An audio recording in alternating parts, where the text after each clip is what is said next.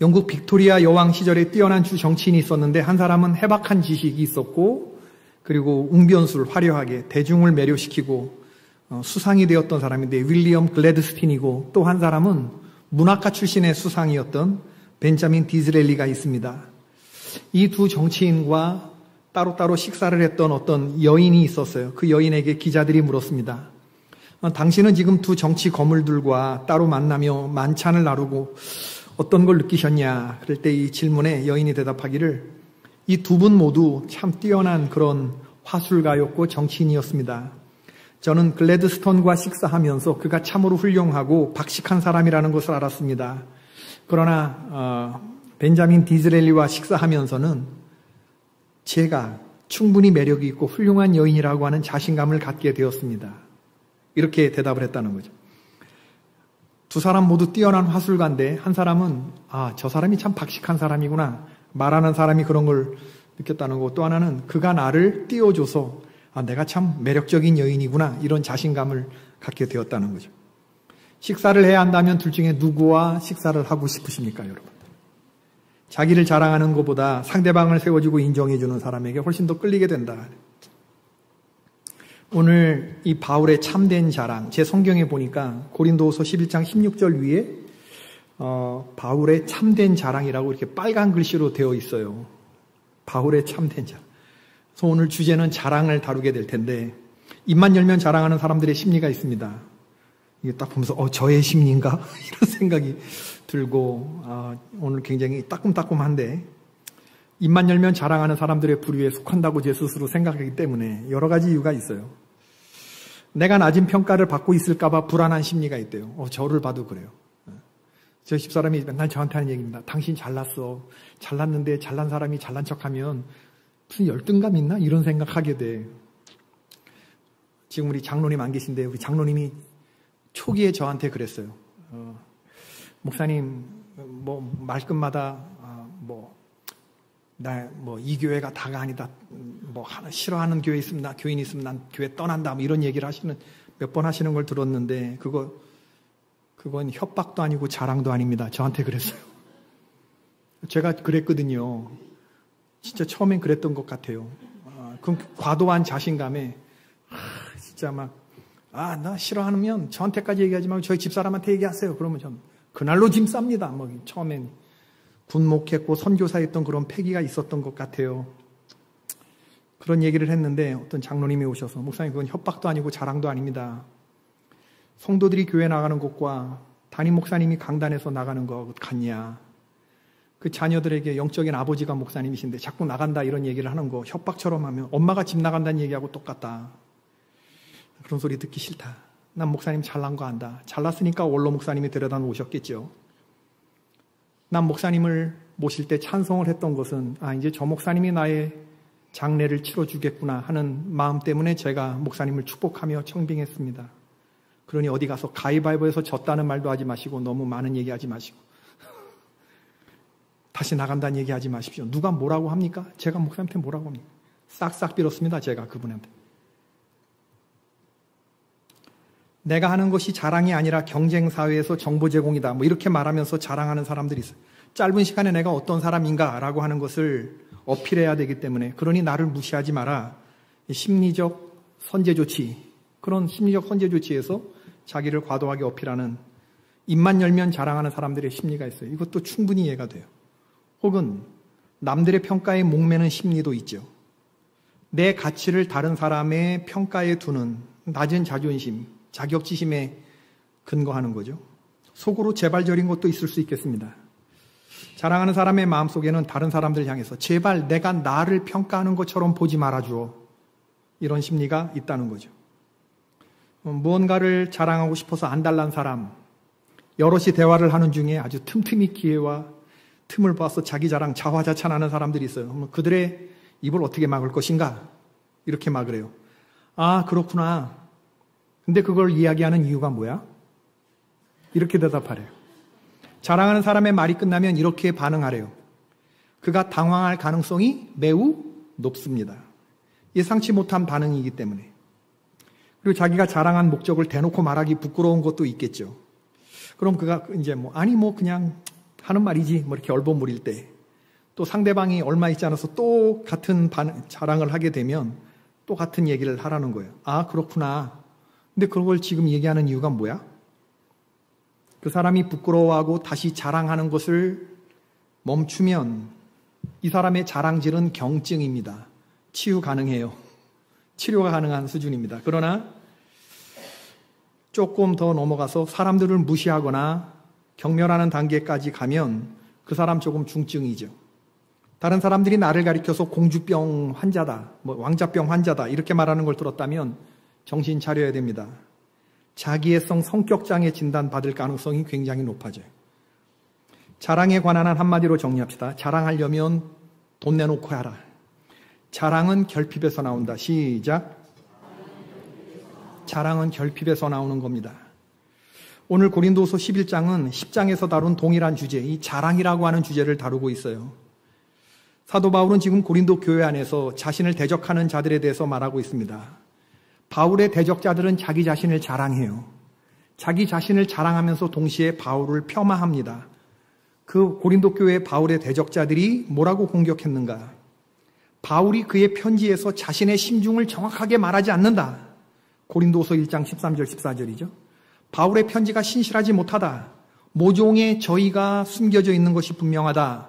이렇게 비방하는 사람들이 있었고, 바울이 여행 계획을 변경한 것에 대해서 비방했습니다. 그가 말한 것을 지키지 못하는 거짓말쟁이다. 그에게 추천장이 없는 것을 가지고 비방했습니다. 이방 교회에 목회를 하려면 예루살렘에서 온 사람들이 그 교회의 야고보 사도가 발행한 어떤 추천서가 있잖아요. 이 사람은 우리 예루살렘 교회가 인정하는 사도의 반열에 있는 사람이다. 제자다. 이런 추천서를 가지고 가야 설교를 할 수 있었는데 바울에겐 그런 추천서가 없다. 그는 거짓 선지자다. 그의 행동에는 자랑할 만한 것이 없고 육신을 따라 처신한다. 그는 교회에 해를 끼치고 자기를 부하게 하려고 하는 사람이다. 바울은 교인을 대할 땐 비겁할 정도로 유약하고 멀리 떨어져 있을 땐 강경해진다. 이런 비난들. 예루살렘 교회의 지시를 받지 않고 고린도 교회에 왔다. 그의 설교는 보잘것없고 말에 능하지 못하다. 그러므로 바울은 전혀 사도가 아니다. 사도가 되려면, 예수님의 제자가 되려면 예수님의 살아생전의 모습을 봤어야 하는데 그게 제자의 요건 아닙니까? 근데 바울의 씻을 수 없는 주홍 글씨 같은 치명적인 약점, 교회를 핍박했던 전력이 있는 사람이었거든요. 그런 바울에 비해서 자기들은 공식적인 추천장이 있고 정식으로 위임받은 사람이고 인정받은 사도들이다, 인정받은 교사다, 이렇게 주장을 한 거죠.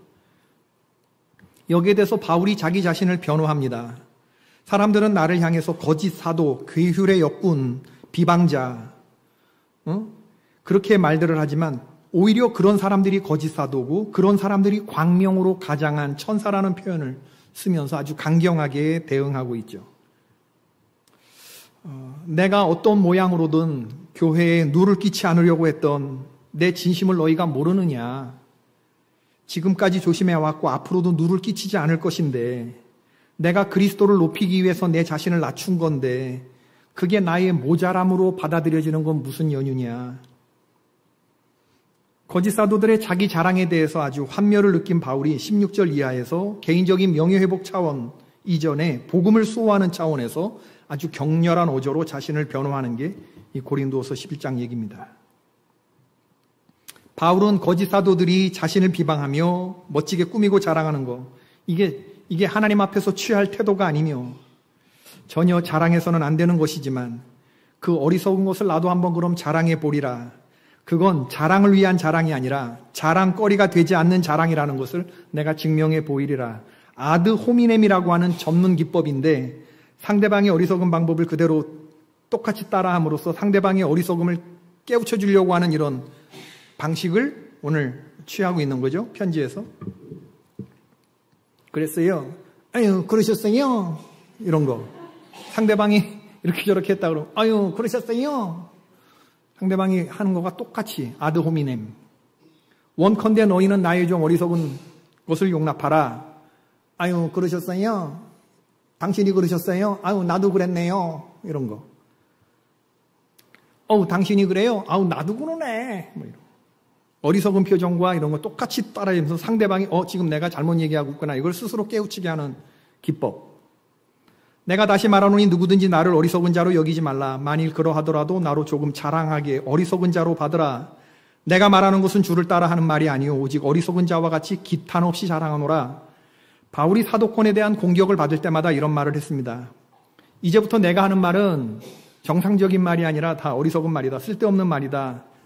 주님을 따라 나온 말이 아니다. 그 얘기죠. 오늘 23절에도 등장하는 표현, 내가라는 표현은 없지만 정신없는 말을 하거니와 이런 맥락의 말이에요. 저희가 히브리인이냐? 저희가 아브라함의 씨냐? 저희가 그리스도의 일꾼이냐? 저희가 수고를 넘치도록 하고 여러 번 고생한 사람이냐? 그게 자랑거리가 되냐? 아유 그러셨어요? 아유 나도 히브리인이네요. 아유 그러셨어요? 나도 아브라함의 씨네요. 이런 거. 그게 무슨 자랑거리가 되냐?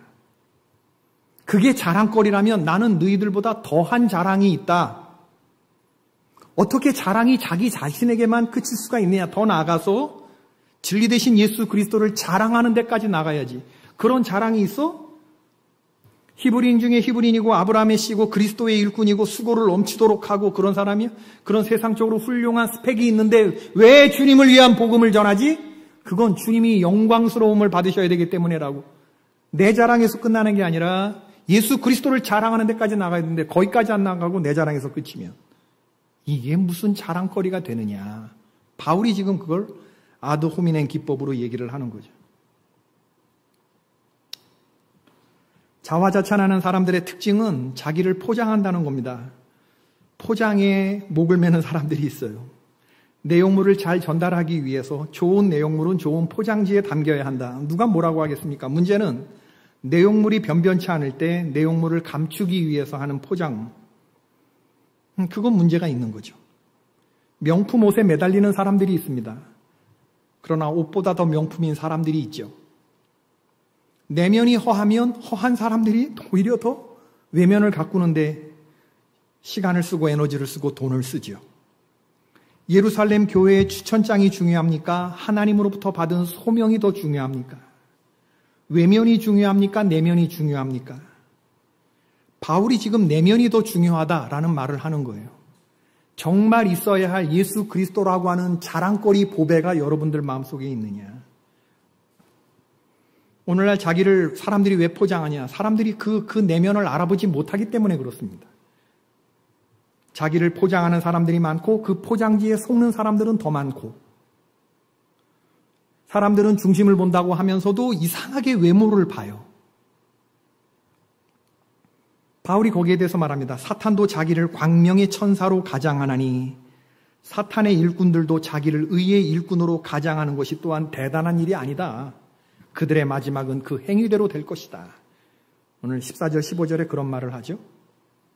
근데 이런 말을 하면서 바울이 굉장히 뜨끔거렸을 거라고 생각하는 것이 바울이 주님을 알기 전에 꼭 이런 사람이었거든요. 지금 제가 설교할 때 제가 갖는 그런 마음하고 똑같은 그런 마음이었을까. 바울이 예전에 예수님을 다메섹 도상에서 만나기 전에는 자기가 꼭 이런 사람이에요. 내가 의로, 내가 광명의 천사고, 내가 사람의 방언을 하고, 내가 최고의 경건한 그런 사람인 줄 알았던 사람. 근데 예수님 만나고 180도 인생이 바뀌었죠. 빌립보서 3장 7절 이하의 말씀.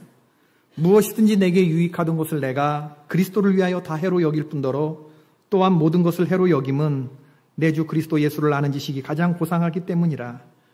내가 그를 위하여 모든 것을 잃어버리고 배설물로 여김은 그리스도를 얻고 그 안에서 발견되려 함이니 내가 가진 의는 율법에서 난 것이 아니요 오직 그리스도를 믿음으로 말미암은 것이니 곧 믿음으로 하나님께로부터 난 의라. 아멘. 주 예수보다도 귀한 것은 없네. 이 세상 부귀와 바꿀 수 없네. 이 세상 명예와 바꿀 수 없네. 이 세상 행복과 바꿀 수 없네. 유혹과 핍박이 몰려와도 주 섬기는 내 마음 변치 않아. 세상 즐거움 다 버리고 그 다음 뭐예요? 세상 자랑 다 버렸네. 아멘이십니까? 주 예수보다 더 귀한 것은 없다고 생각하시는 분들 아멘. 예수밖에는 없다고 생각하시는 분들 더 크게 아멘. 바울도 예전에는 그런 게 더 중요했죠. 그런데 인격적으로 예수님 만나고 나니 다 쓸모없다. 매 순간마다 스멀스멀 우리에게 밀고 들어오는 자랑이 얼마나 많은지 모른데 이거 조심하셔야 됩니다. 깨어서 잘 분별하도록 하셔야 되고 남들이 나의 그런 것들을 지적할 때 잘 들으셔야 돼요. 그리고 순종해야 됩니다, 여러분. 여러분, 우리 분별이라고 할 때 분별은요, 분별하고 분별된 대로 순종해야 됩니다. 순종이 없는 분별은 판단과 정죄가 돼요. 내가 이게 좋은 줄로 알고 분별이 됐다면, 자랑하지 말아야지 라고 분별이 됐다면 그 분별된 대로 자랑하지 않는 것에 순종해야 되는데 분별은 잘해. 그런데 순종할 마음이 없어. 그건 다른 사람들 판단하고 정죄하는 거하고 다를 게 하나도 없다는 거예요. 군대에서 사격 훈련할 때 이 총구가 흔들리지 않게 사선에서 얼마나 애쓰는지 모릅니다. 왜? 총알을 발사하기 전에 이 총열이 흔들리지 않게 하는 거.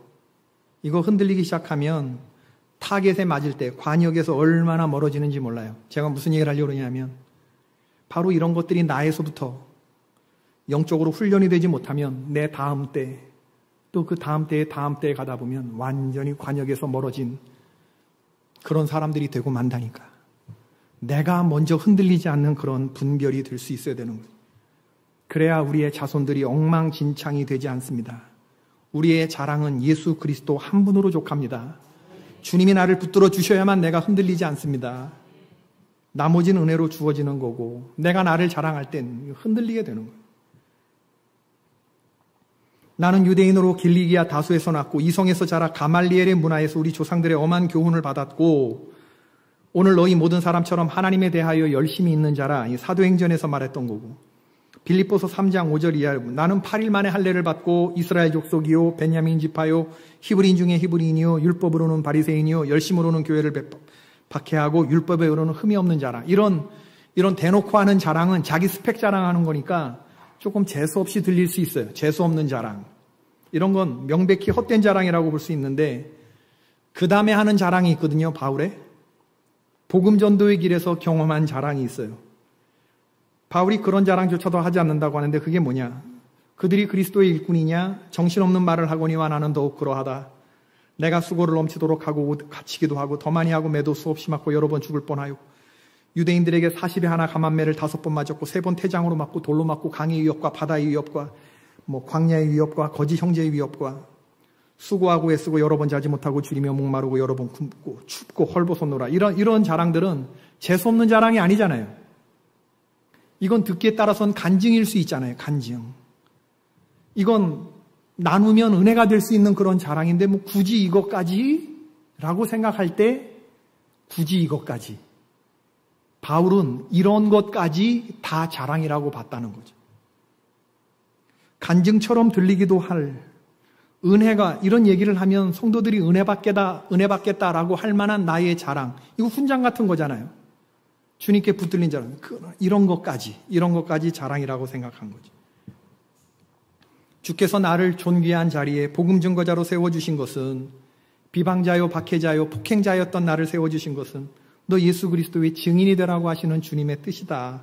그거 하나면 충분하다. 바울의 참된 자랑은 그 참된 염려였습니다. 고린도서 11장 28절 오늘 맨 마지막 우리가 읽은 본문의 마지막인데 이 외의 일은 고사하고 아직도 날마다 내 속에 눌리는 일이 있으니 곧 모든 교회를 위하여 염려하는 것이라. 바울이 그 앞에 대목에서 저가 아브라함의 후손이냐 나도 그렇다. 이런 히브리인이냐 나도 그렇다. 이런 자랑들을 쭉 나누다가 바울이 진짜 하고 싶은 말은 고린도서 바울의 참된 자랑을 얘기하다가 자랑 이야기로 끝나는 게 아니라 염려 얘기를 하고 있어요. 바울의 자랑 목록은 여러분 모르셔도 됩니다. 오늘 말씀에. 그러나 그의 마지막 하는 이 메시지는 붙잡고 가셔야 돼요.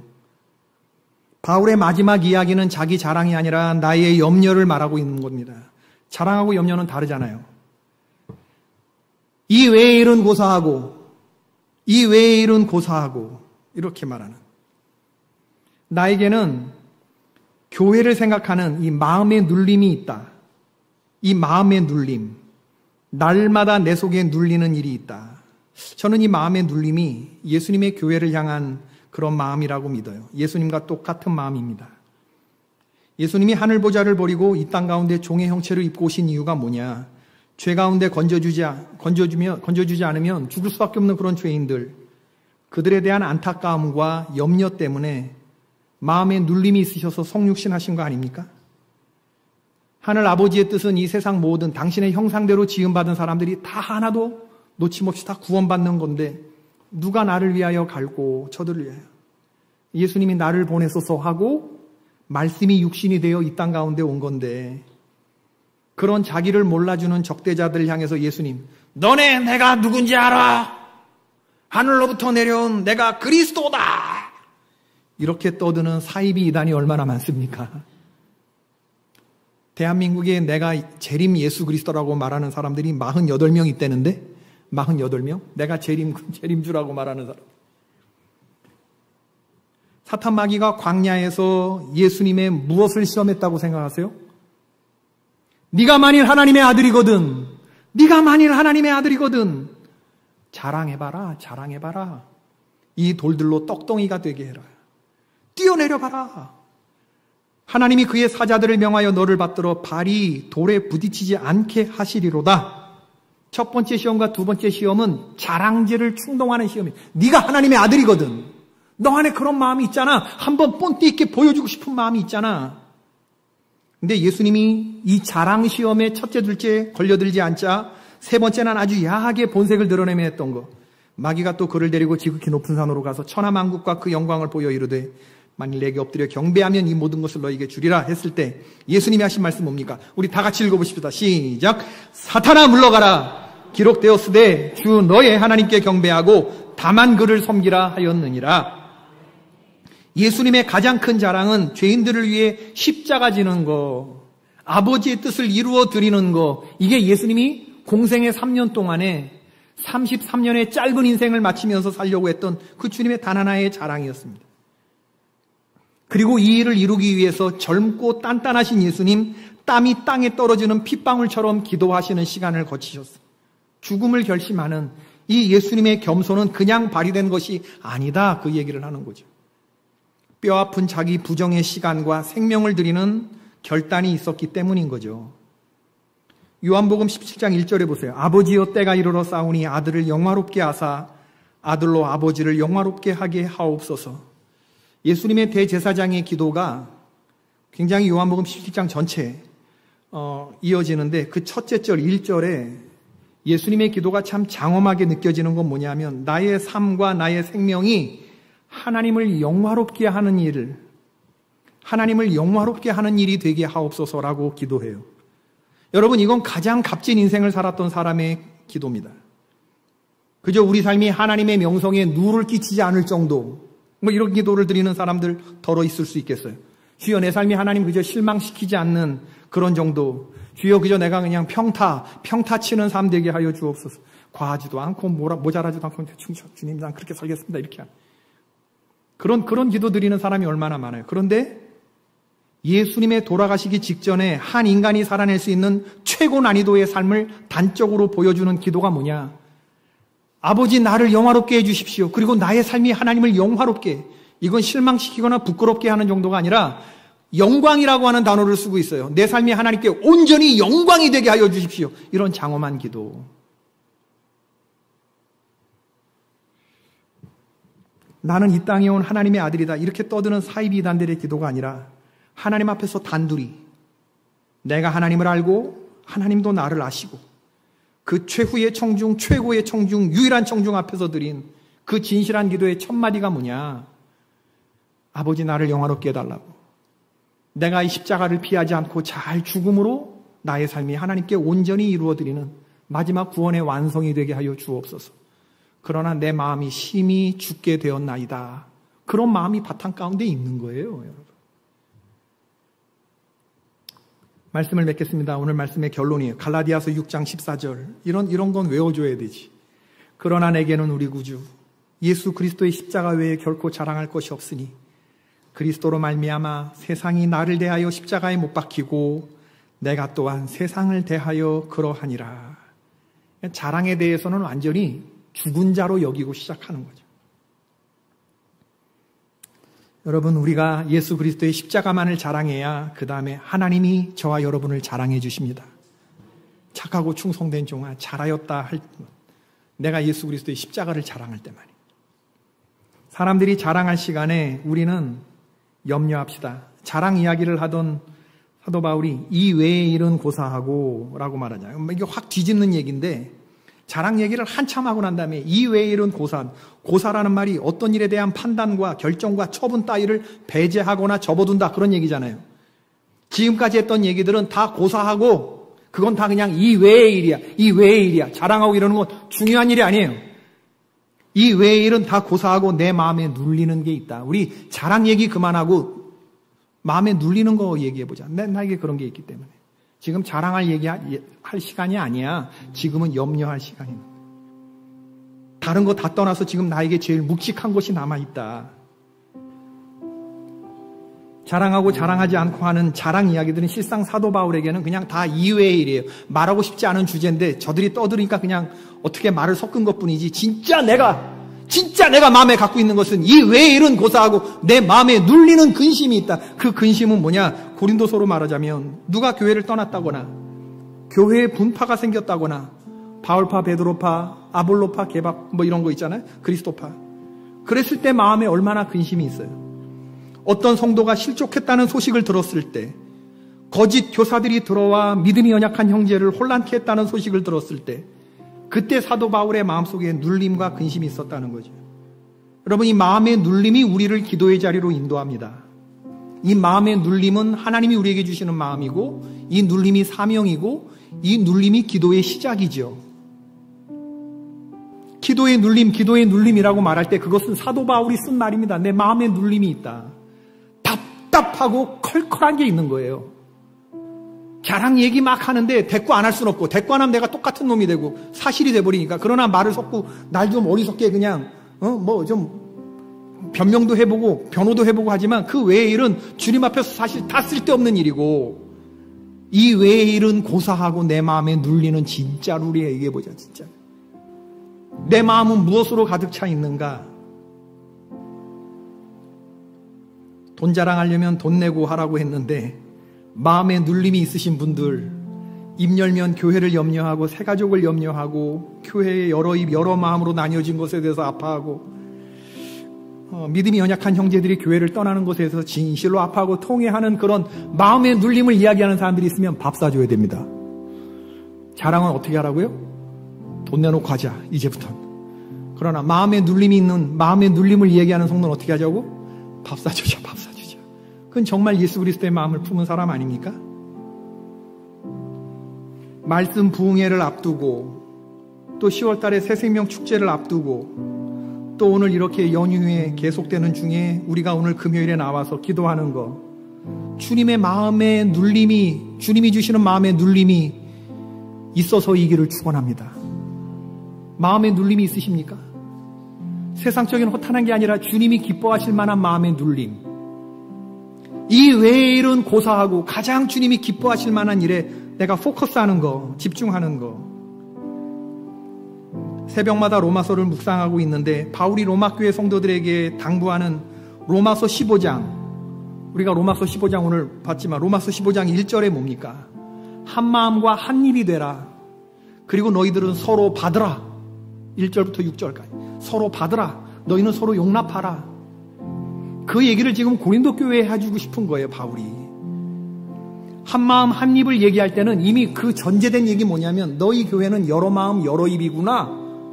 너희 마음은 지금 분열되어 있구나. 그게 다 전제되는 거죠. 너희 가운데 용서와 관용과 이해와 용납이 없구나. 그건 안 되지. 그런 이야기를 들을 때 바울의 마음속에 답답하고 컬컬하고 눌림이 있는 거예요. 그러면서 얘기하는 거예요. 한 마음 한 입이 되게 하여 주시고, 비방을 받으셨던 예수 그리스도의 그 생각해 보면서, 주님조차도 비방을 받으셨는데 비방을 받더라도 그걸 즉자적으로 뱉어주는 게 아니라, 하나님은 인내와 관용의 하나님이 아니시냐, 위로의 하나님이 아니시냐, 죄인들을 길이 참으시는 하나님이 아니시냐, 그 마음을 품고 너희도 서로 받으라. 여러분, 주님을 영화롭게 하는 일들만 생각하고 그런 일들에만 순종하게 되시길 주님의 이름으로 축원합니다. 오늘 마음속에 어떠한 눌림으로 나오셨습니까? 그 마음속의 눌림이 없어질 때까지 여러분 기도하셔야 돼요. 마음속에 눌림을 주시는 이도 하나님이시고 그 마음의 눌림이 없어질 때까지 우리를 기도에 힘을 주시는 분도 성령님이시고 그 마음의 눌림을 거두시는 분도 그분도 성령 하나님이시죠. 스멀스멀 올라오는 자랑은 당연히 잘라내고 마음속에 답답하고 컬컬하게 맺힌 눌림 오늘 주님 앞에 다 물같이 쏟으며 그렇게 기도할 때 주님께서 나를 기뻐하시고 나를 자랑하시고 저 봤지? 하늘의 허다한 천군천사와 무수한 먼저 간 성도들과 열조들 앞에 내 종은 저렇게 산다라고 주님이 칭찬하시고 그의 기도를 붙들어 주시는 일이 일어나게 될 줄로 믿습니다. 우리 찬양 하나 부르고 우리 통성으로 또 오늘 기도하십시다. 우리에겐 소원이 하나 있네. 우리에겐 소원이 하나 있네. 주님 다시 오실 그날까지 우리 가슴에 새긴 주의 십자가 사랑 나의 교회를 사랑케 하네. 주의 교회를 향한 우리 마음 희생과 포기와 가난과 고난 하물며 죽음조차 우릴 막을 수 없네. 우리 교회는 이 땅의 희망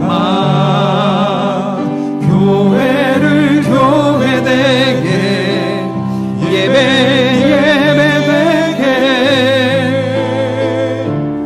우릴 사용하소서. 진정한 부흥의 날 오늘 임하도록 우릴 사용하소서. 다시 한번 고백합시다. 우리에겐 소원이 하나 있네. 주님 다시 오실 그날까지 우리 가슴에 새긴 주의 십자가 사랑 나의 교회를 사랑케 하네. 주여 나의 마음에 눌림이 있습니다. 주의 교회를 향한 우리 마음 주님의 마음을 나에게 주시옵소서. 희생과 포기와 가난과 고난 하물며 죽음조차 우릴 막을 수 없네. 우리 교회는 이 땅의 희망 교회를 교회되게 예배되게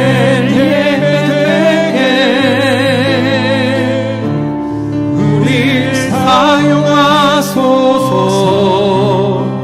진정한 부흥의 날 오늘 임하도록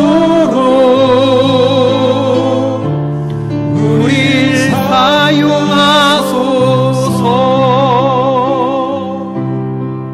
오늘 말씀을 생각하면서 이제 우리 통성으로 기도할 텐데 필요하지 않은 말들은 더 이상 하지 맙시다. 이 외의 일은 더 이상 얘기하지 맙시다. 그런 것들은 다 고사하십시다. 우리 서로 마음속에 눌리는 거, 교회를 염려하고 생각하고 교회를 위하여 기도하는 거, 그리고 피할 수 있으나 피할 수 없는 나에게 주어진 십자가, 그 길을 담담히 걸어가야 하는 이 복음 전도의 길에서 주여 내가 피하지 않게 하여 주시고 하나님을 영화롭게 하는 선택지로만 가게 하여 주옵소서. 이렇게 기도하시고, 그리고 우리 앞으로 있는 돌아오는 주일부터 시작되는 주여 우리 홍한송 목사님, 강사 목사님 붙들어 주시고 기쁨의 메시지가 시간 정확하게 힘차게 선포되게 하여 주시고 우리 가운데 슬픔과 좌절과 위로가 필요한 성도들에게 소망의 메시지가 선포되게 하여 주옵소서. 그리고 이 말씀으로 일어난 성도들이 세상 가운데 나아가 주를 알지 못하는 사람들을 다 복음의 그물을 들여서 이달 말에 있는 새생명 축제 때 이전이 가득 차고 넘치는 놀라운 새생명 축제, 저 높은 곳에 함께 가야 할 사람, 주여 내 가족이 구원되게 하시고 친구가 구원되게 하시고 이웃이 구원되는 자리로 이게 계속해서 주님 기뻐하시는 일들만 이어가는 10월의 멋진 날이 될 수 있도록 도와주시옵소서. 아멘이십니까? 우리 주님 이름 한번 부르고 우리 통성으로 기도하겠습니다. 기도합시다. 주여, 주여, 예수 그리스도의 십자가만을 자랑하기를 하나님 원합니다. 주님, 우리의 기도를 들어주시옵소서. 응답하여 주시옵소서. 긍휼히 여겨 주시옵소서. 불쌍히 여겨 주시옵소서.